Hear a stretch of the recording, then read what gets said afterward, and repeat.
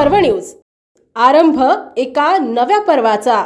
सांगली शहरात सिगारेट ओढण्याच्या कारणावरून झालेल्या जुन्या वादातून एका 22 वर्षीय तरुणाचा निघळून खून केल्याची धक्कादायक घटना समोर आली।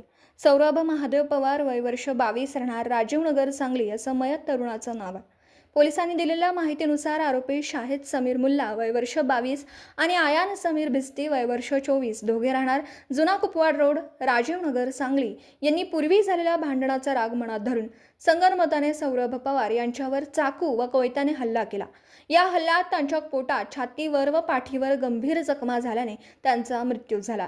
ही घटना घडल्यानंतर संजयनगर पोलीस ठाण्यात खुनाचा गुन्हा दाखल करण्यात आला। पोलीस अधीक्षक संदीप भुगे यांच्या मार्गदर्शनाखाली पोलीस निरीक्षक सतीश कदम व त्यांच्या पथकाने तात्काळ घटनास्थळी भेट देत तपास सुरू केला। दरम्यान गुप्त बातमीदारांमार्फत मिळालेल्या माहितीनुसार आरोपी शाहिद मुल्ला हा दुधाळ कॉर्नर परिसरात असल्याचं समजताच पोलिसांनी त्याला ताब्यात घेतलं। चौकशीत त्याने गुन्ह्याची कबुली दिली असून त्याचा साथीदार आयान भिस्ती हा सध्या फरार आहे।